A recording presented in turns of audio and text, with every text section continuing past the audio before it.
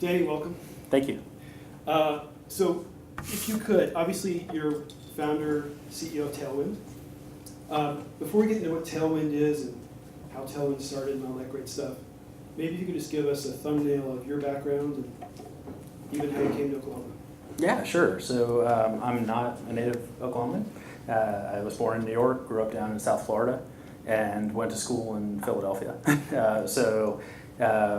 Which is probably a big part of how I ultimately ended up here. My wife and I went to school together in Philly, and we started dating after school, and eventually she brought me here, and she grew up in Oklahoma, right? So that's skipping to the end of the story, but for me, I fell in love with the intersection of business and technology when I was in school, studied engineering, studied business.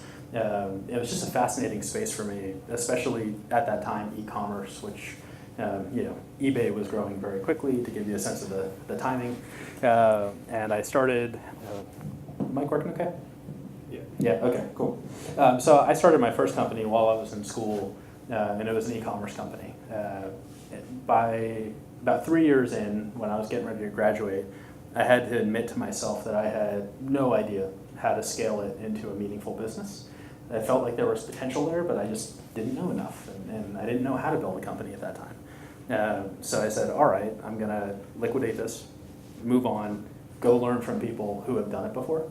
Did a couple years in consulting, which was generally a good experience, but not as hands-on in terms of technology product development as I wanted to be. Could I back up a second? Yeah, sure. What was the e-commerce company, your original? Oh, it was called Swippy.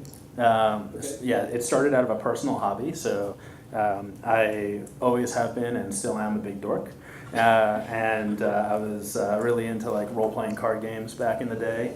And as eBay was growing and as e-commerce was growing, I realized, oh wow, people are buying and selling collectible cards of all different sorts from each other and collectibles of all different sorts. And so I started tracking the prices at which different items would sell, and realized that there was an arbitrage opportunity in the market. So essentially that was the business, right? So it was tracking specific items, understanding what was a good price, low price, high price, try to buy low, sell high, and that was sort of the nature of it at the time. And then it was, when you say consulting, you were a manager in consulting? Yep. Okay. Yeah, so with BCG. Gotcha. So traditional management consultancy. There was technology work there, but Less so at the time. it was less so. It was a different type of technology work, and especially not in the internet space. So at that time, most of the larger internet companies were still very young themselves, and their general view was, well, why would we hire consultants? They don't know our business, right? No one knew the business at that time. Yeah. There was work for companies like IBM, who were around much longer in the technology space, but not so much for the Googles and the Yahoos and those types of companies. They were writing the rules. It wasn't that Right. they needed your help too. Exactly. Yeah. Cool. Okay, sorry, I got you off track. So, No, it's cool. So management consulting, and then yeah, so I did that for a couple years, and then decided if I really wanted to go down the career path that I wanted, I was going to have to get into the industry directly. Started interviewing with some startups. I was living in New York at the time, and it's interesting to look at now, but it was actually really hard to find startups in New York back then, right? This was pre-financial crash, and not as much talent had flooded into the tech scene yet. Ultimately, I got an opportunity to go join Google out on the West Coast, moved out to San Francisco and spent, I think it was about 4.5 years or so out there. And that was where, for me personally, I felt like I grew up professionally. So a lot of my thoughts today on how companies should be built, how cultures should operate, how hiring should occur, a lot of that's based on things that I experienced there and felt worked well. I want to talk about all that. Okay. This is our first time doing this, right? So we're learning as we go. Why don't we trade mics? Yeah, sure. That mic sucks. Sorry. You were out in California, Google. You had some time. Was it Google and YouTube? So I started out on the Google side, Google Maps and Google Earth, so the local side of the business at the time, and then eventually did move over to YouTube. It was after the acquisition, and spent probably about my last 1.5 years there at YouTube. Okay. I definitely want to talk about your experience there, but just to round this out, before Tailwind, there was, I think, one more company after Google that you were at. Is that correct? Yeah, so from there I went to AOL. It was kind of a mix of personal and professional opportunity. My wife, who was not yet my wife, had moved out to San Francisco with me, and she really wanted to go back and get her MBA. Got into a school on the East Coast, wanted to go there, and said, all right, your turn, right? Let's go to the East Coast. And it just so happened at that time, a guy named Tim Armstrong, who was my boss's boss at Google, got recruited away from Google to go spin AOL back out of Time Warner, make it an independent company again. You mean that wasn't a good merger? Depends on who you were, I guess. That's very true. And so it seemed like a pretty exciting challenge, and they were recruiting heavily to bring folks on. This was AOL media company, like buying the HuffPost, buying TechCrunch. Mm-hmm. Right. Yeah, it was pre-HuffPost, but that happened sort of while I was there. Gotcha. But yeah, it was the reinvention of one of the original internet companies and internet brands, and there was an open question of whether or not that could actually work, right? Because up until that point, for the most part in the internet space, it was boom and bust, and once you had a shooting star that became a falling star, it just crashed to the ground. So it was a really interesting challenge, and it was a totally different environment to go into. But to Tim's credit and the team that he brought in, the business ultimately did turn around and was then later acquired by Verizon. But it's very possible the business wouldn't have survived if not for a lot of drastic changes that happened around that time. It was taking ideas or things learned at YouTube in a, I guess, publishing model generally, but for video, and applying it to all the journalistic properties of AOL. Yeah, so when I first went in, it was really more about the transition itself. So more of a strategy role in figuring out, or part of a team helping to figure out what we were going to do and how we were going to try to turn around the business. But one of the things we realized very quickly was that video was an area that was a huge opportunity, but also in dire need of investment. And so having the YouTube experience, it was kind of like, all right, I'll raise my hand, I'll work on that. Spent pretty much the rest of my time there working on rebuilding the video business. And ultimately we made some awesome acquisitions and brought in a lot of really great talent that helped really expand that business a lot faster. Okay, so that leads us up to when you started Tailwind. Yeah, exactly. Okay. The funny thing to all of this is, even when I went to Google, so Google, YouTube, AOL, that was probably a 7-8 year span, something like that. And when I went to Google, I thought, okay, this is probably for a year, maybe 2 years, and then I'll start a company again. And ended up just having so much fun, learning a lot, working on products that I felt were meaningful, where the need to start a company was kind of suppressed for a while, but eventually that itch just grew and grew, and I said, okay, I feel like I've learned a lot. I feel much more confident than I did when I was 22. And I want to try this again. And it just so happened around that time I met my co-founder Alex in New York. We started working together at a startup weekend event. Oh, really? Yeah, that was where we kind of got going. Not on Tailwind, on an idea, a couple predecessors prior to Tailwind. But it was the experience, it was the fun of it, the excitement of it, and we realized both of us were just at that point where we were ready to move on from a large corporate type of experience, and we wanted to take that risk. And looking back, I'm glad I did, because doing that today would be so much harder. If you've been in a corporation that much longer. That, or even just getting married and having a kid, right? It's riskier, and it's harder to take that leap. So the first year and a half of building the company, we did not draw a salary, right? That's a lot harder to do if you have a child to support, right?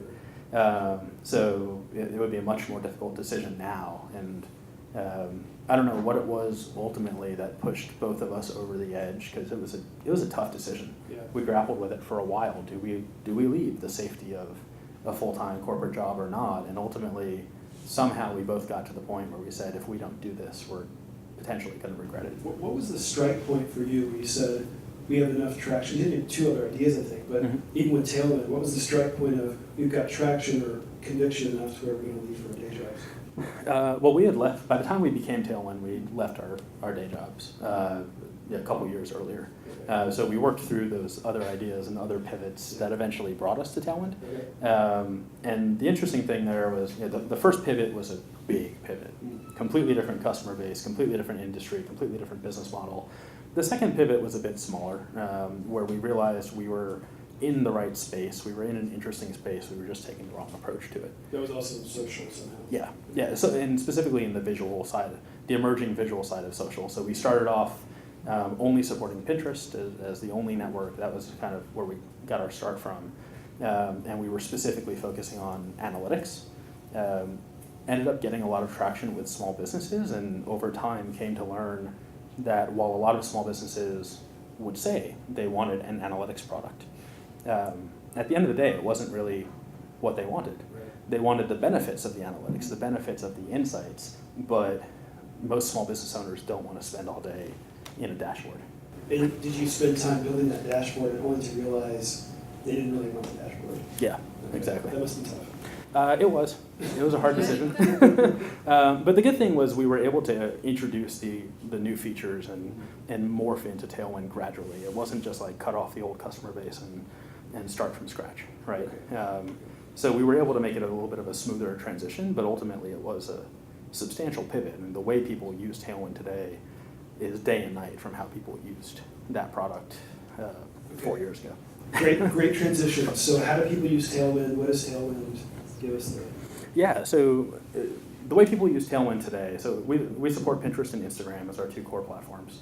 And essentially think of it as one tool that's going to help a small business with their end-to-end marketing campaign planning, creation, execution, and measurement for those platforms, right? So being able to do it all under one roof, all integrated with each other, and kind of seeing what's driving success in your marketing and how you can optimize over time. Longer term, the way we think about Tailwind is that our mission is to make world-class marketing easy for everyone. So we see this need in the market where there are just millions of small businesses being created. And when I say small businesses, I'm talking about what traditionally is spoken of as small businesses, maybe 25, 50, 100 employees, but also the solopreneur, right? The person who started an Etsy store out of passion, or a Shopify store, or who started a blog in order to get their voice out there, and the influencer who's trying to build their personal brand. Those are businesses. Those are small businesses also, right? They just aren't usually captured in the traditional definition. So there are millions of people who are doing this to supplement their income, to try to escape their 9-to-5, to redirect their career path, or just to build something they own and that they're passionate about. And in many cases, those folks are becoming marketers for the first time, right? And they're smart, they're talented, they're driven, they can learn. It just takes a lot longer to learn it on your own when you've got to fight through good advice and bad advice and all the different conflicting resources in that out position, there. having to do everything, tons of opportunity cost. Yeah, sure. I mean, if you're running an e-commerce store, and like an Etsy store, let's say, and you're making your product, ordering your supplies, fulfilling orders, shipping, and then, oh, by the way, I've got to actually find customers and get them to my front door. Maybe you're doing that with 10% of your time. So how do you maximize the impact of that 10% of your time that you have to spend until your business grows enough that you hire someone else to do it? And even then, that person is going to want to maximize their time. So we just see a huge demand there for folks who, in many cases, are marketers for the first time. In some cases are not and are very savvy but have limited resources. And how do we not only help them streamline their workflow, but how do we help them even figure out what their workflow should be in the first place? How do we help them craft strategies? How do we educate them as they go so that they can learn and they can become better marketers, right? That's really the bigger concept of what we're working on. And we see it as just an enormous opportunity, an enormous need, an opportunity to create good for the world, right? To help people build their dream business, to take their career in a direction they want to go, to provide for their families, to create jobs, right? Like, it's a really meaningful impact for us that we're working against. But that said, we're at the tip of the iceberg today, right? So amazing high-level benefits to your user base. And then just, not to go into too much detail, but just generally on features, like why do I use Tailwind and not Buffer or something? Like, what's the vision product difference there? Yeah, I mean, the main thing is that we've been built with the visual networks in mind first. Okay. So our entire interface, our entire user experience is visual by nature. The other interesting thing, so people look at the social marketing space or marketing tech in general and they say, there are so many tools, like, aren't they all the same? The interesting thing is you start specializing your feature set for the customer base that you serve over time, kind of naturally, because that's where you're getting feature requests and that's what you're hearing about opportunities. And what we found is, out of the gate, we were like, oh wow, Buffer and Hootsuite are so far ahead, and those types of companies, because they were first generation social platforms focusing on Twitter or Facebook. Is there a space for us here, right? And today that's not even a question anymore, right? Because we've specialized in serving the types of businesses who in many cases didn't have success in the first wave of social or didn't even exist yet in the first wave of Is social. that due to the medium of visual versus? Okay. Yeah, so a lot of the types of companies who have success with Tailwind are what often are called lifestyle categories. So they tend to have very rich visual content or the ability to create rich visual content. So you're talking about food and beverage, you're talking about beauty, fashion, travel and hospitality. If you think about local businesses, it's things like yoga studios, right? Where they can create just amazingly compelling visual content with relatively little investment. It's harder for a plumber or a lawyer or a doctor to create similarly compelling visual content. It's not impossible, but there are other platforms out there that are specializing for those industries and helping them with their needs. Yeah, that makes a lot of sense. I'm just thinking about competition, so just to go maybe one level deeper on that, like you said, when you guys started, Buffer, Hootsuite, all those companies they're off to a strong start, right? Yeah. But then were there other companies kind of in more your space of visual scheduling with those platforms? Yeah, absolutely. And what happened to those companies? A mix of scenarios.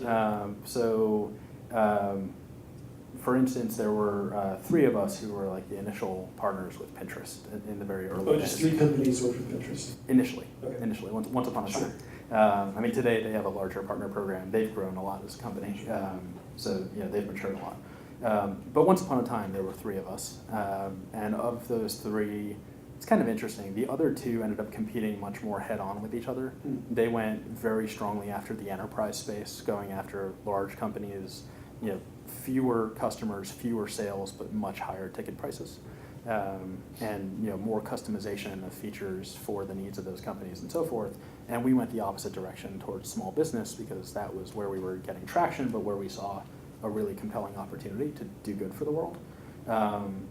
And for those 2 companies, one of them straight up outcompeted the other. They both raised pretty much identical amounts of capital on almost identical timeframes, staffed up their teams at almost identical rates.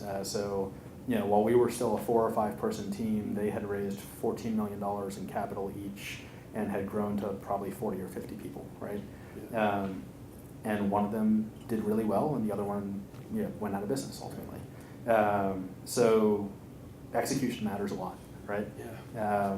But we've had other competitors in the SMB space and kind of mixed results for them. I'm just kind of wondering, it's fascinating to think back in a time when Pinterest only had 3 partners. I'm just hung up on that for some reason. But more to the point of, you're starting something, you've quit your day job, you have a vision and a need you want to solve. And I'm curious, when you guys saw we have competition that's raising tons of money, were you raising money at that point? I forget the exact timing. We did raise a small seed round by comparison. Gotcha. That seed round really helped us get to and through the pivot to become Tailwind. So the second pivot helped us staff up the team. So nowhere near that level of growth. Kind of a bridge thing, but it wasn't this big. But it helped us be able to support, let's say, like an 8, 10, 12 person team at the time, as opposed to having to grow slowly through cash flow, right? Sure. So definitely, made a big impact on our trajectory. When you look at those companies that raised so much more money, even though you were needing, got what you need, how is it not totally intimidating? You're like, we shouldn't do this. It was totally intimidating. It was 100% intimidating, but But you did it. we did it. We at the end of the day, we believed that the market opportunity was going to be big enough where there could be multiple winners. It wasn't going to be just one company who scooped up the entire market. And honestly, to a large extent, the fact that we didn't raise that much capital early on probably contributed to us ultimately focusing on the small business space. Because in the enterprise space, it's a lot more sales driven. Yeah. You've got to hire up a sales force. You've got to get to the customers before they pick someone else. And so usually on the enterprise side, it's like there's an arms race at some point in time. And that was kind of what happened with these other two companies. They were staffing up their sales forces very, very rapidly and racing to acquire customers. We did not have the resources to compete head on that same strategy. It just wouldn't have worked unless we were literally 10 times better than that at sales, which is a pretty high bar to bet your business on. But on the SMB side, what was really cool is we found, for us at least, the unit economics were actually a lot better. And we were able to acquire customers, build the business, generate revenue, generate cash, and then reinvest it constantly to create continuous growth, where we didn't have that same type of volatility that you sometimes get in a sales-driven environment. So we weren't hoping that deals came in every month in order to survive, right? It was more, how do we focus on systematic growth over time to create a strong foundation? Yeah. A lot of companies have these mythologies about things that happen early on with big growth. Did you guys sort of latch on to anything that sort of really catapulted or lowered your cost of acquisition and got you more users? That's an interesting question. Yes and no. I mean, there are product features we've built that failed, and there are product features we built that resonated and helped us get to product market fit and helped accelerate growth. But it really has been more of a smooth curve over time, right? You through hundreds of innovations and hundreds of optimizations, you gradually improve your conversion rate at each step of the funnel. You gradually improve your marketing so that you can reach customers more cost effectively. You gradually lower your churn rate so that your customers stay with you longer. You gradually figure out your pricing structure so that you can build deeper relationships with customers and become a bigger part of their business and win more of their business, right? Over time, you figure out how to invest in all of those levers simultaneously, and as your team scales, you can do that. But in the early days, you really do kind of have to pick one or two spots where it's like, okay, we're going to do this really well right now. Yeah. We're going to save this problem for another day, right? The key is that you ultimately get to the other problems as well. And just going back to Google, your experience there, the thing you're talking about, managing the funnel, increasing, or decreasing churn, I should say. I assume some of that came out of your time at Google? Yeah, absolutely. I mean, from going from a position of having this small fledgling startup in college and feeling like I had no idea what I was doing, going to Google was like, at the time, going to a playground, right? Like getting to work with just some of the best product managers and engineers in the world and seeing how they approached these problems, how they thought about getting adoption for a product and creating new markets, right? When I was on the Maps team, there was a big poster up on the wall. It's kind of humorous in hindsight, but it said, beat MapQuest. And it had... Did that ever happen? Or? A little bit, yeah. Which, once I went to AOL, it was kind of on the other side of that coin. But it was literally just tracking, monthly active users of each platform. Wow. And the gap was massive, right, when I got there. And the rate at which the Maps team made progress in closing that gap was just astonishing. But they did it through innovation, right? I mean, one of the key things I think I learned from that team, so John Henke was leading the team at the time. He's also sort of behind the company with Pokemon Go and massive viral success, right? Just a brilliant guy. But realizing that it takes true product innovation to get people to switch products, right? You can't be 5% better. You can't be 10% better than the competition. You have to be a lot better. And so that's where some of the innovations that Google Maps came up with at the time, like draggable maps and being able to zoom in and zoom out in a web browser, which wasn't common at the time. It was the advent of the technology of Ajax or whatever. We could do that kind of stuff. Yeah, exactly. So it was waiting for the complementary technologies to catch up so you could actually innovate. but having the freedom on a team to experiment with those new technologies, right? They very easily could have said, oh, that Ajax thing is new, don't worry about that, right? Like, we don't need that, right? But that wasn't the culture there. Street View was another big one, right? Yeah. So Street View was eye-opening for users of online maps. It's like, whoa, I can actually see what the place looks like before I get there. And creepy to some degree. Yeah. Well, and I can look at my house over and over again, Right. you know, just for fun, and see what it looks like from a satellite view Right. or whatever. But it was that culture of innovation that led to the product ultimately being successful. And then you had ecosystem level thinking, right? So Google as a whole, you know, it got to a point where it was kind of hard to launch a bad product at Google, or an unsuccessful product at Google, because the user base was just growing so rapidly and there was so much traffic kind of sloshing around, right? So It was many a- people to track and sort of refine quickly because of these big samples. Yeah, or even if you just think about things like, okay, so you're building Google Maps, you're building local business search, Sure. and now you have the opportunity to be the first maps provider that integrates with Google Search, which has a massive and growing audience. So now a whole bunch of people start using Google Maps just, you know, because it's there, right? And so that was really powerful. And I think one of the biggest rude awakenings of starting a company from scratch was not having that, right? Like not having that huge audience you could go to, or Sure. or at AOL with video, one of the early phases in the strategy of growing video at AOL was, okay, we've got all these media properties with massive user bases and 100 million plus users a month. Let's go talk to this editorial team and convince them to create more video content. And oh wow, our video views just skyrocketed, right? Because now we're creating more video content and there's video embedded throughout the entire platform. When you're starting from scratch, you don't have that team you can just walk to down the hall. It's, in our case, it was two guys at a table in a coffee shop, right? And that was what we had.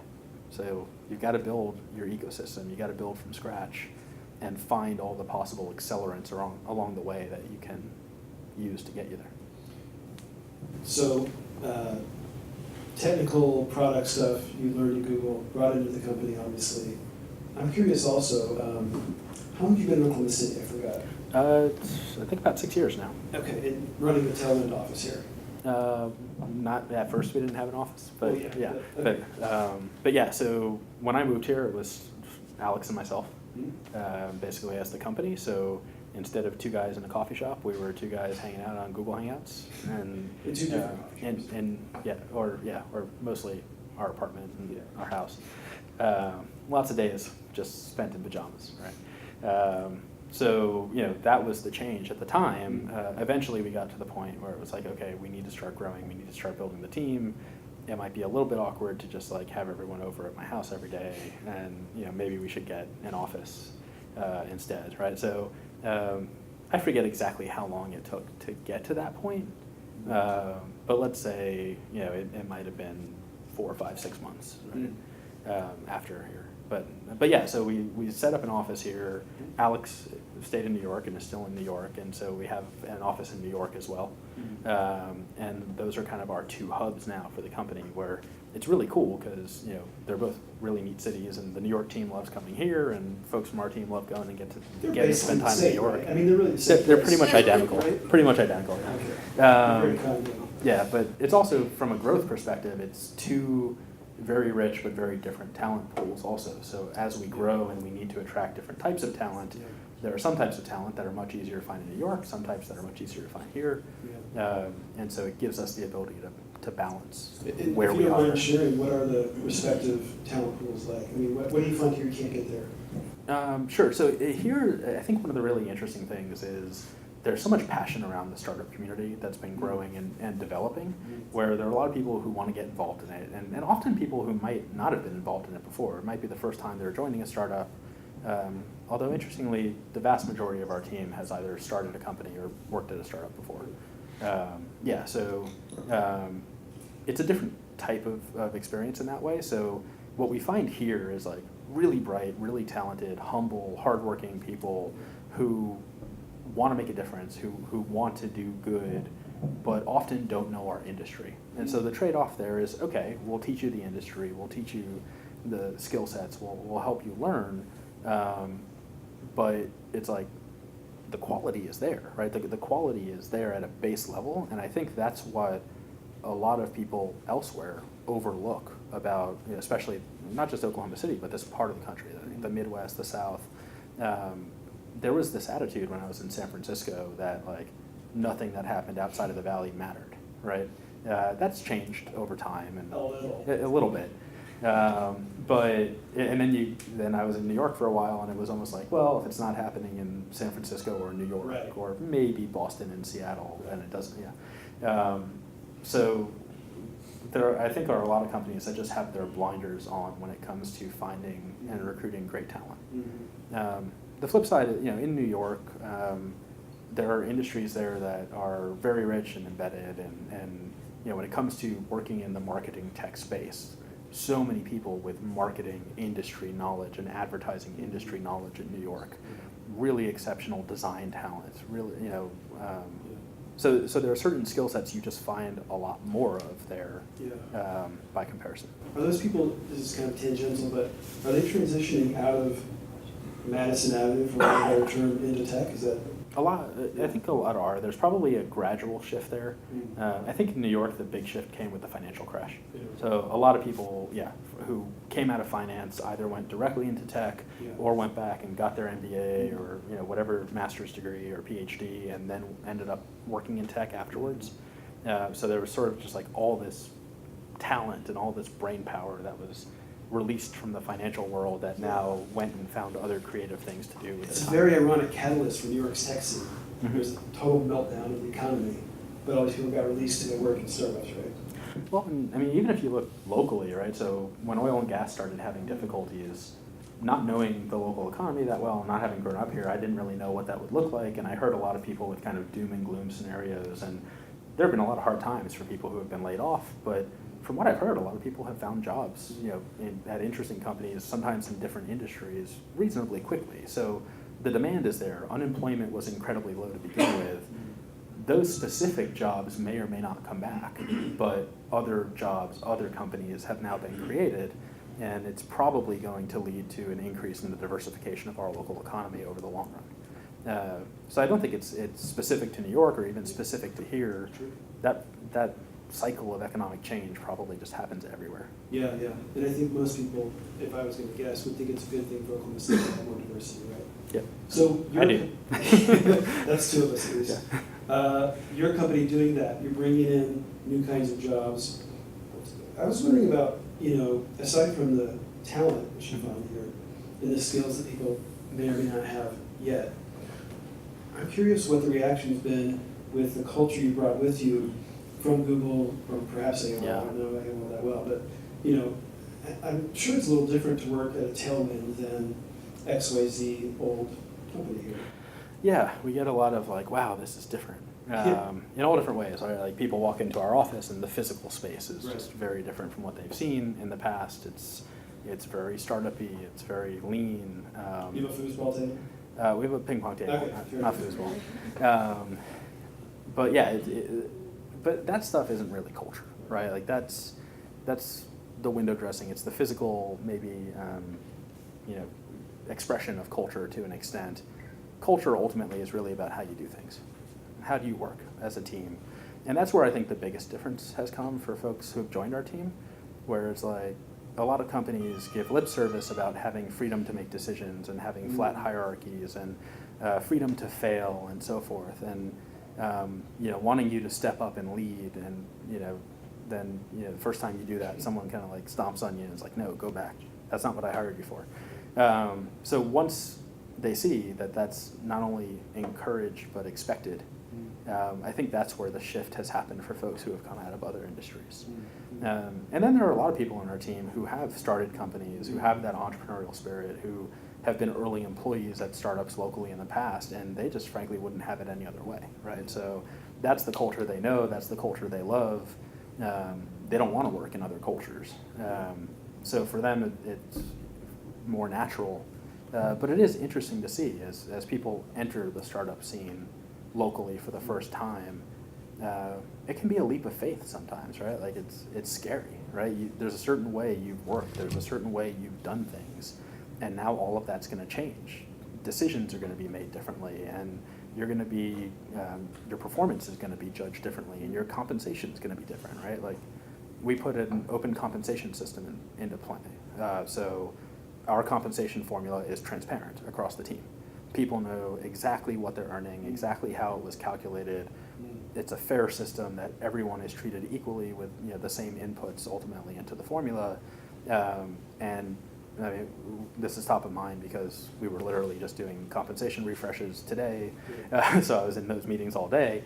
But it's literally like we sit down and we say, okay, here's what's going into the calculation. This is why you're getting this amount of raise, you know, for this 6-month period. You know, this is what's happening with your equity. This is what's happening with your bonus, and that's so radically different from how most companies treat compensation. Sure. That said, I would love to kind of put that out there in the world and maybe compel some more companies to try it, because what we've seen is, not just in compensation, but in everything we do, transparency only makes the company stronger. And a lot of companies are afraid of transparency. I just had something I thought of. You do comp, which is a salary and perhaps stock, perhaps some options of some kind. Mm-hmm. Is that something new for a lot of your employees here? Yeah, so we do, we say there are 4 pillars to our comp plan. So there's salary, which we view as helping people live a comfortable life. We don't want people coming into work stressed about paying their mortgage or their bills. So making sure people are taken care of, right? That's the role of salary in our mind. It's not necessarily to be lavish and to, you know, buy the most expensive sports car out there, right? Then we have a bonus program, which for us is about aligning incentives across the team and incentivizing performance in the near term. Yeah. So bonuses are actually calculated using both individual performance inputs and company performance inputs. So it's not just one or the other. So kind of the idea that there's no individual star if the company is failing, and, you know, vice versa. Then we have equity. So every employee has equity in the company from day one. And they get the stock grant. They can log in online, see exactly how many shares they have, see their vesting timeline. A lot of folks on our team, it's the first time they've ever had equity ownership in a company. Yeah. And I would assume it's the first time they've had to think about a calculation of, well, I have near-term salary and long-term stock. Yes.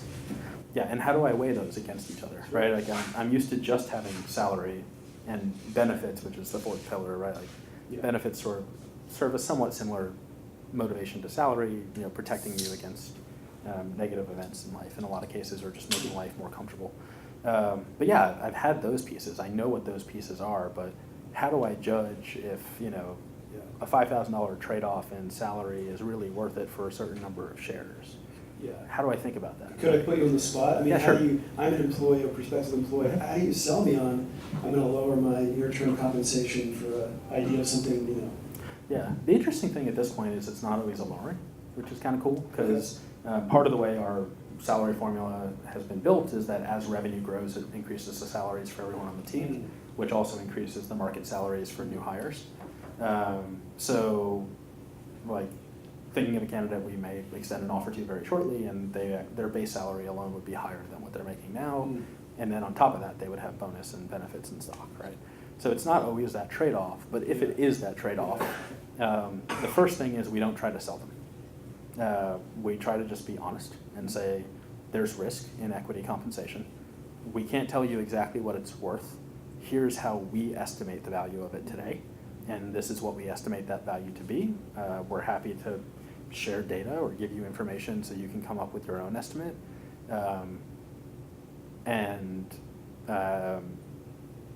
We kind of start from there, right? And in a way, it's actually a cultural screen, right?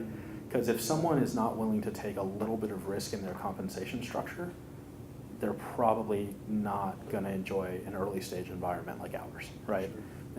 You want people who are not risk averse, people who are going to want to innovate, who are going to take risks, who are going to be willing to try things that might fail, right?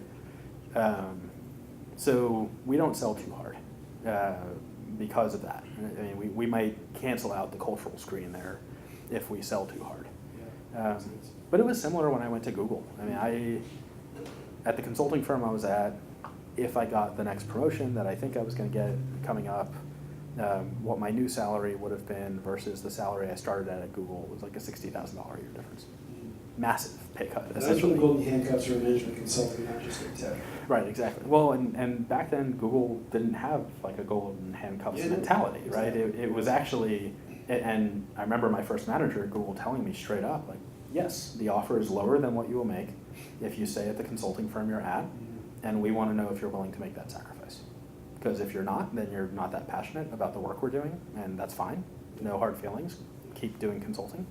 But if you really say you love the products we're building and you love the opportunity here as much as you say you do, then we want to know if you mean it. Yeah. And you know, that was the philosophy in hiring. Naturally, that's changed as the company has grown and as their hiring targets have increased, and they've got a lot more cash. They had a lot of cash then, but they've got a lot more cash now. So you know, those policies have probably adjusted with the market more. Sure.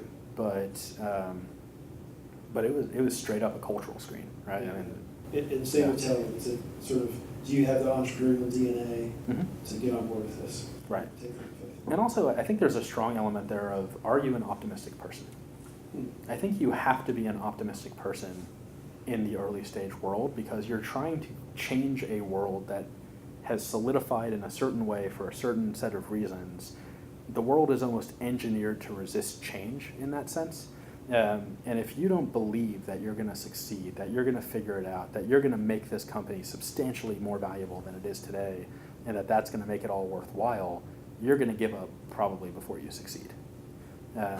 So there's that perseverance element. Like if we weren't stupidly optimistic like that as founders, we probably would have given up on the first pivot before we even got to the second pivot. So sometimes it just takes saying, no, I believe in myself, I believe in my team, we're going to figure this out even if right now it looks like dark days. Okay, that's all great information. And I really appreciate that you compared Oklahoma City to New York City. That may be the first time it's ever happened. But I actually want to ask you about Oklahoma City, kind of the other side of the coin. So what are the tough things about being here? There's a room full of founders here who are probably considering staying or leaving at some point. Mm-hmm. You're here. Talk about the challenges if you don't mind. I think they've changed over time, to be honest. So when I first got here, the biggest challenge was a purely personal one that I just didn't know anyone. I knew my wife and I knew her family, and that was it. So I had to make new friends, and I had to build a new network, a new professional network, right? Like that was scary to do. It's hard to move to a new area and completely uproot yourself. But what made that work was the fact that people here are exceptionally welcoming, and especially people within the entrepreneurial community are just like so pumped about the community, so hungry for it to grow that, I didn't know if people were even going to respond, but I went on LinkedIn, I started inviting people to coffee meetings saying like, hey, I'm the new kid in town, could I buy you a coffee and just learn about what your company does that, in most cases I'd never heard of the company before, so I was really curious. And a bunch of people didn't respond, but a bunch of people said yes. And probably a far higher ratio than I had ever seen responding to a LinkedIn message like that in my life. And then the really cool part was everyone I met with initially then, for starters, I'm still in touch with all of them. They've become friends. They've become part of my life, right? But the even cooler part was all of them wanted to introduce me to someone else, or two people, or three people. And it snowballed from there so that within 6 months it felt like home. And that community feeling, that community spirit is just so valuable. So I took a challenge and turned it into You really did. a positive. I see politics in the future. I'd say as we've grown, I think the challenges have changed, right? So we're at a scale now where, honestly, talent is not a huge challenge yet. We are finding it's very possible to find really bright, talented people and to grow. If we were, instead of a 23-person company, a 2,000-person company, maybe that would be harder. Sure. But I have no idea when we'll start hitting those resistance. I hope we figure that out. I hope we get to that point. But the one that we have felt is in growing and, typical startup speak out of, concept phase, out of seed phase. At this point, I'd say we're a more developed company than most Series A companies. So we're somewhere between Series A and Series B in terms of company development. There's not a local funding ecosystem yet for companies at our phase. And so that's an interesting challenge. what it's forced us to do is, I think, to build a smarter company, to build a better company, a company with a real economic engine, with real unit economics that work, right? Yeah. You mentioned you actually grow revenue, which not many companies Yeah. do in Series A phase. Well, and we had to get to profitability, right? So, I mean, we raised that seed round, it got us through the pivot, it enabled us to grow, but eventually you start spending the money and the cash balance drops month after month after month as you're burning cash. And we got to a point where we're like, all right, this is getting a little too tight for comfort, time to sprint to profitability, and that was like back in 2015. So you raised money here, is that true? Yeah, we raised most of the money here. Okay. Some of it did come from personal contacts out of state, Yeah. but the majority of the round came from Oklahoma. And the cool thing is, like, the seed and earlier series, like seed or second seed or post seed or whatever you want to call it, those rounds have become easier to do here than they were then. That ecosystem has grown a lot, and organizations like I2E and OCAST and those types of organizations have played a big role in just really infusing energy into an angel community here that did not exist 5 years ago, or not at the same scale. Yeah. So it's cool because at that stage it's easier, but now we're kind of past that stage, and so it's figuring out, okay, how do we navigate growth going forward? Do we continue growing on cash flow? Do we look for funding elsewhere? And the cool thing I'm finding actually is it's almost at that tipping point. Like, there are some groups of folks locally who have been working on getting Series A, Series B funds together now, locally, to focus on Oklahoma companies. If we can figure that out as a community, it doesn't have to be a mega fund like you see on the coast.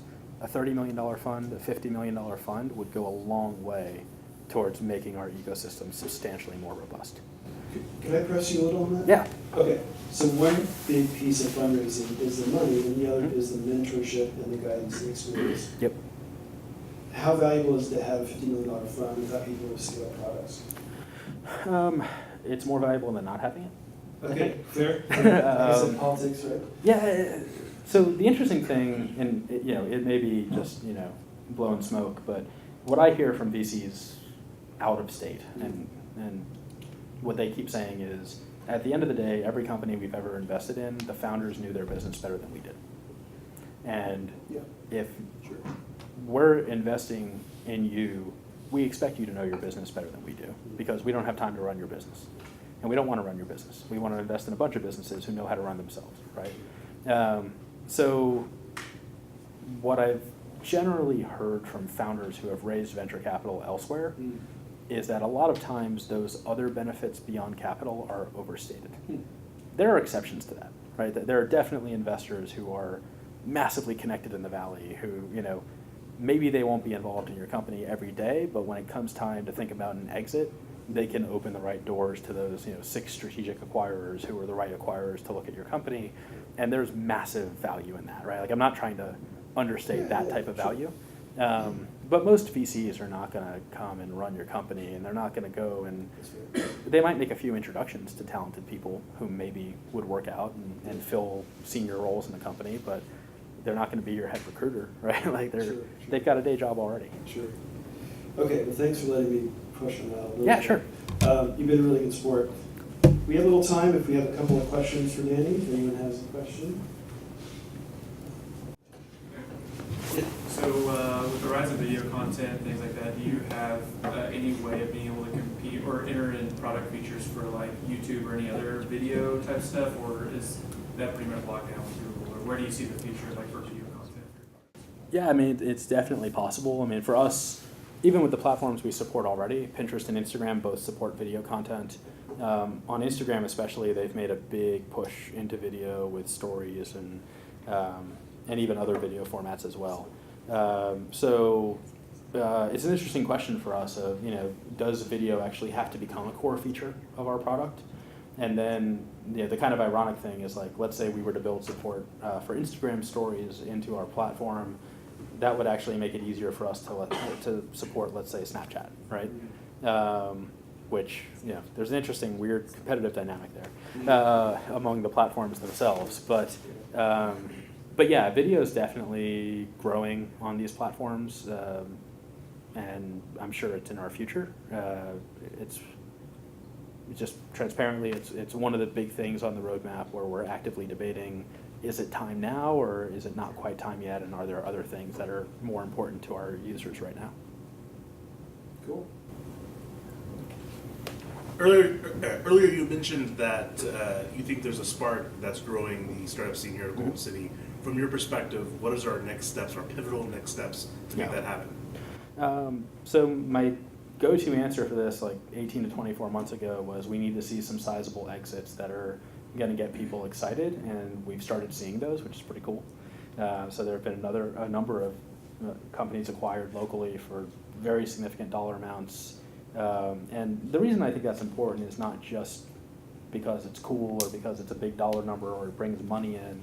I think it paints a picture of success, right? So to use an analogy, when I was working at YouTube and in the early days of building like the video creator community there, part of our philosophy was we need some people to really stand out and be stars, because then other people are going to say, oh, I want to be them, right? And I'm going to work really hard to become the next YouTube star. Sort of like has happened in the music industry and acting and other fields for decades. So I think the same thing happens in entrepreneurship, right? People look at people who have built meaningful, successful businesses and they say, I want to do that. And like, that's awesome. That they changed the world, and I can do that too, right? The more local those examples are, the more tangible they are. I think the more people who are going to wake up one morning and say, I can do this. If that guy Danny, hopefully, eventually gets there. That's not wood, but if that happens, like they'll be like, well, if he can do it, I can definitely do it, right? And you need those. You need those examples to get people motivated to create companies, to create jobs. And then the cool thing is, you start a company and you hire a bunch of people and they learn the industry, they learn how to build early stage companies. And then one day, maybe they quit, which is unfortunate, or you exit and then they move on and they go start a company too, because now they realize they can do it and they've learned a bunch of skills on how to do it. So you need those positive stories to build momentum so you can build a snowball effect, and they've started happening. So now I think what we really need is that Series A, Series B funding gap closed, because there are a bunch of interesting, like promising local companies, whether they're there already or they're seed stage and they're going to get there in the next 2 or 3 years, who, if that capital's in place, they're just going to grow that much faster. They're going to have bigger outcomes. That's going to feed the snowball effect, that much faster. So I think that's the next step we really need as a community to accelerate us substantially. Thank you. Do you think you see? We'll get to you next. Yeah. Sorry. Do you think you see a generational shift in moving to startup companies from the more traditional generations and moving out of the traditional workforce of a big corporation into the small community startup that either turns into something really big or stays a small community business? And is that just a fad for the generation, or do you think that that's a cultural shift that will continue now? One of the cool things I've seen locally and elsewhere, maybe even more so locally, founders are all different ages. Right? There are founders who are 20 and there are founders who are in their 50s and 60s. And a lot of research I've read actually suggests that on average, founders in their 40s and 50s are substantially more successful than founders in their 20s and 30s because they have additional experience. Obviously, like stories like Zuckerberg are, great outliers to talk about. But I think the reality is anyone can do it. And it's more about the person, the timing, the opportunity, some luck. Those factors can make it work for anyone. I don't think it's a fad per se. Entrepreneurship has been around, especially in the US, for such a long time at this point. It's just changed in nature, right? It's been focused on different industries, different opportunities over time, and that'll probably continue evolving too, right? Like the really exciting entrepreneurial spaces 20 years from now are going to be industries that we probably don't even talk about yet because they don't exist. And so that'll probably keep changing, but I don't think entrepreneurship in itself is a fad. I think there's one more question. Yeah, please. Yeah, great minds think alike. So my question was similar to hers. Okay. I'm an old tech guy. I'm 45 now. Started out programming with Commodore 64 and moved my way up. Yeah. So then tech got really young, like really, really young, Yeah. teenage young. So there's guys like me, 45 to late 50s, who kind of got pushed out of the worker aspect of it. It's easy to become an entrepreneur, but some people don't have that desire. Is there a push, or do you see a need for the mature tech worker? And are there programs to reintegrate the older guys and ladies that were pushed out back into the industries? Yeah, I mean, assuming you want to stay in tech, I think it's about just continuous retraining, right? And learning new technology. What gets hard a lot of times is like people fall into a groove in their career, and it's like, okay, this is the technology stack that I learned, and I can add so much value by staying in that stack for a company that needs it. But then you turn around 15 years later, and it's like, oh no, all the new companies are starting with a completely different stack. So I think it's a matter of continuously learning it, but like, what I found is, especially folks in tech and engineers, if you were able to learn one stack, you can learn pretty much any other stack. So the cool thing is now, like, there are programs like OK Coders who are meeting down the hall tonight, where you can come in, and depending on where it is in the the year, you can learn front end development, or you can learn back end development, or you can learn JavaScript stack, right? So there are opportunities like that locally. There's also a lot of opportunities online, right? So all sorts of platforms that popped up online where you can take computer science courses at Stanford without ever hopping on a plane, right? And you can just watch them on YouTube or watch them on different platforms online. So like the access to the information's there. I think the key thing is just getting over the hump and saying, I'm going to do this now, right? I'm going to put in the hours to learn this new technology stack. Because the hard part about that is every technology you want to learn, it takes hours, thousands of hours, more accurately, to really learn it and become proficient. But that's why one of the things I heard, I don't know if it's true, but when I moved here, I heard that a lot of local companies were actively discouraging, especially their engineers and tech workers, from attending community events for a while or going to hackathons because there was a concern they would be poached by other companies. And I think that attitude has changed a lot now. But I do wonder if that maybe contributed to that a bit, where it was like, if those folks were more engaged in the community and being pushed to be engaged in the community, would they have learned more skills on a more fluid basis, brought those back to the workplace, found ways to implement them in the work they were doing, and just kept the skill set fresh all along, right? So I don't know, like, we really encourage our team to do that, to get out there, to participate in user groups and hackathons, and we pay for classes like OK Coders, and for anyone on our team, even if you're not an engineer. Like, we had a member of our marketing team who wanted to take OK Coders classes, and she did it for a couple semesters. So I think that's just the really important thread there, is like, be a continuous learner, dedicate the time, and decide it's just like something you're gonna do. Cool. Okay, we're at time, and I want to say thank you to all of our sponsors, who you can see here, including Deep Fork Technology, Recker Media, Fast Signs, University of Oklahoma, of course, for hosting us. Thanks to Alex and Chris, who are on the team with me doing Startup Grind. And lastly, let's give another hand for Danny from Tailwind.